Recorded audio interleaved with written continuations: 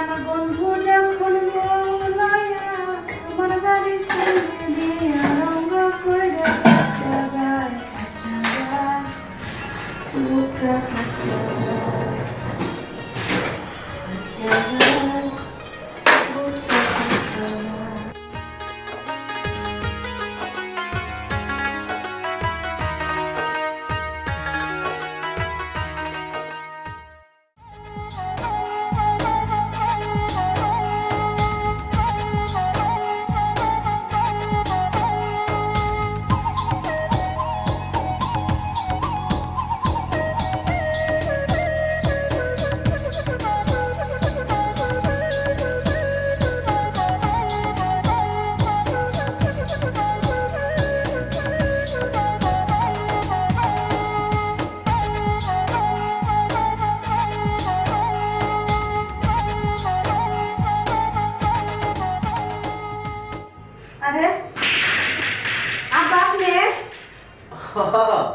আসছিলাম, দেখলাম যে রান্না করতে শব্দ হইতেছে, সেজন্য একটু দেখতে আসছে আর কি। দেখতে আসেন তা আমার শরীরে হাত দিতেছেন কে? কই এই যে ইন্দা হাত দিলেন। তুমি গান গাইতেছো তো, তোমার ডাকতেছে, তুমি শুনতেছো না, সেই কারণে তোমার শরীরে হাত দিয়ে তোমার এইদিকে মনোযোগ টানাইলাম। ও তাই? আমি ভাবছিলাম যে আপনি মানে আমার কোনো কুদৃষ্টিতে চাইছেন নাকি।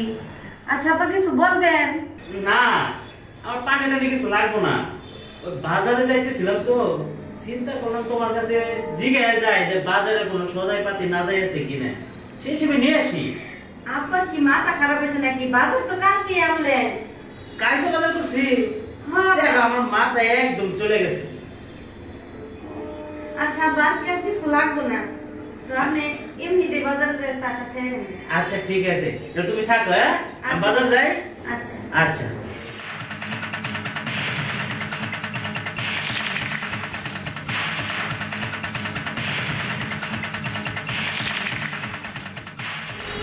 শালা, একটু সুযোগ পাইছিলাম না, সুযোগটা হাত ছাড়া হয়ে গেল। যাই একটু বাজার থেকে ঘুরে আসি।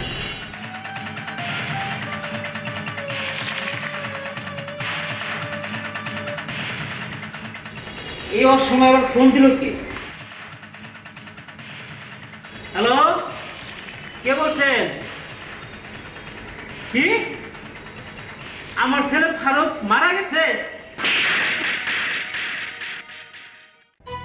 আচ্ছা আচ্ছা আচ্ছা ঠিক আছে। ও মাই গড। আচ্ছা যাই, এই সুযোগে রবিনাকে আমার হাত করতে যাই।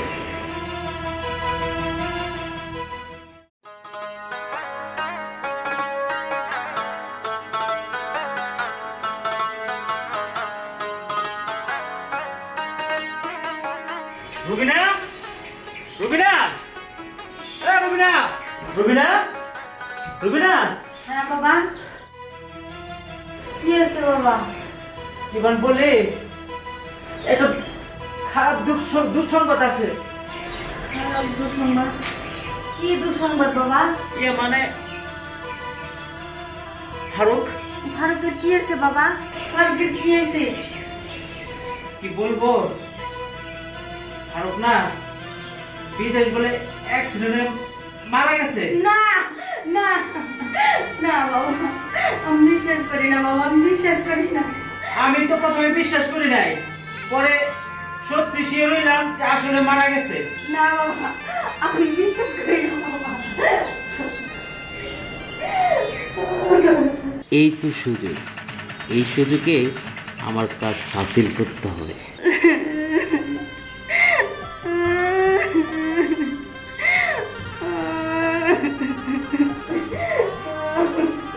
বাবা আমি জন্ম বয়সে কিন্তু বই কেন? কান্দো না, কান্দো না রবিনা, কান্দো না। আমি এমন কারে নিয়ে এত টেনশন করো কে? আমি আছি না।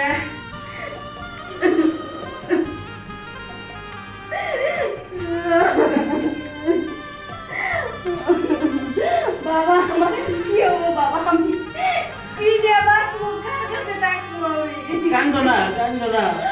আমি আছি তো, বসো। কান্দো না, কান্দো না, আমি আছি।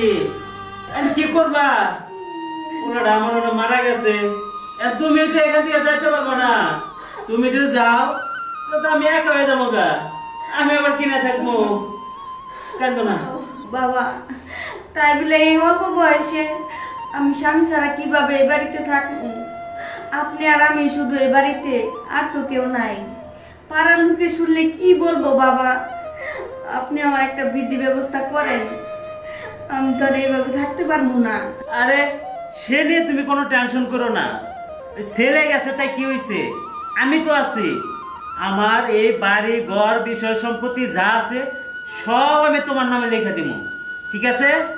তুমি এনে কোনো মনই খারাপ করবা না, বুঝতে পারছো?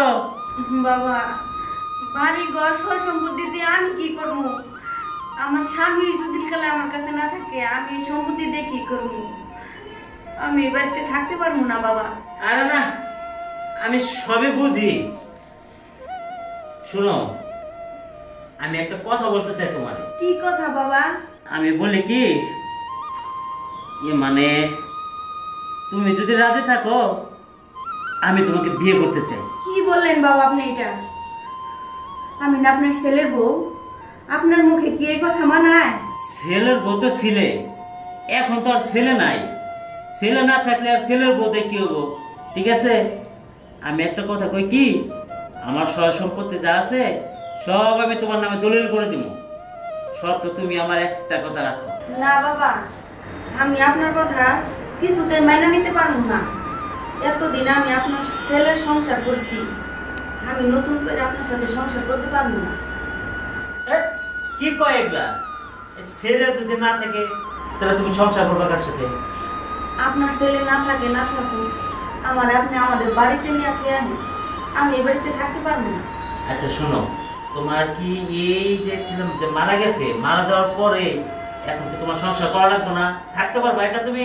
একা না থাকতে পারলাম, আমার বাবা মা দেখে আমার আরেক জায়গায় দিয়ে দিবেন, আপনি আমার বাড়িতে রেখে আসেন। তাহলে আমার প্রতি তোমার কোনো ভালোবাসা নাই? তোমার শাশুড়ি মারা যাওয়ার পর থেকে এতদিন আমি তোমারে লালন পালন করে বড় করলাম, আমার প্রতি তোমার একটু ভালোবাসা নাই? আপনার প্রতি আমার যথেষ্ট ভালোবাসা আছে, কিন্তু সেটা আমার বাবা হিসাবে। আমি আপনাকে আমার বাবার নজরে দেখি, অন্য কোনো নজরে তো আমি আপনাকে দেখি না। ঠিক আছে, আমার কথা যেহেতু তুমি রাখলেই না, ফারুক যে পথে চলে গেছে আমি ওর পথে চলে যাব। কি হবে? আমার এত সয় সম্পত্তি টাকা পয়সা দিয়ে থাকো তুমি।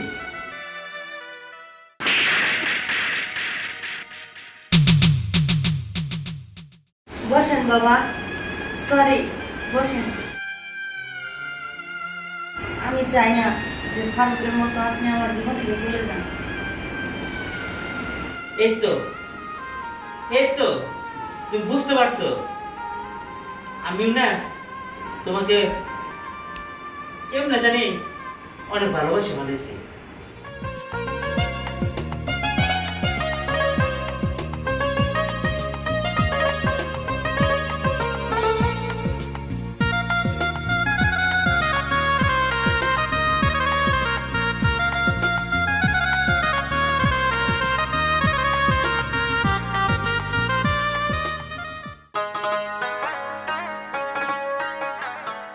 আরে আরে ভাই, কেমন আছো?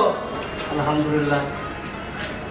তুমি তুমি বাঁচে আছো? কেন? আমি তো বাইসে আছি, আমি তো বিদেশে আছিলাম এতদিন। শুনলাম তুমি নাকি মারা গেছো, এলাকায় তো সবাই বলা বলি করতেছে যে ফারুক মারা গেছে। আর এই সেই সুযোগটা কাজে লাগে, তোমার বাবা তো তোর বউকে বিয়ে করছে।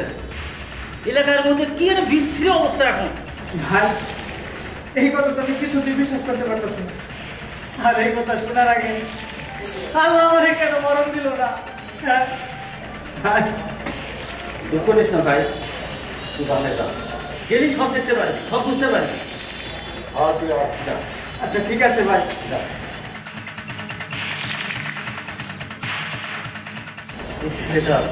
মনের যেন কি অবস্থা, এখন কি এখন ভালোই ভালোই লাগতেছে তো। ভালো লাগতেছে? হ্যাঁ, আর আমরা কি বলছিলাম? আমি তো জানি না যে আপনার মধ্যে এত মজা। তাই জানো না? সত্যি জানো না? আরে শ্বশুর আছিলেন, শ্বশুরের থেকে এখন স্বামী বুঝি গেল আগে থেকে জানতাম, তাহলে তো আগে এই কাজটা হয়ে গেল। তাই সত্যি তোলা হয়ে যাক। হ্যাঁ, আচ্ছা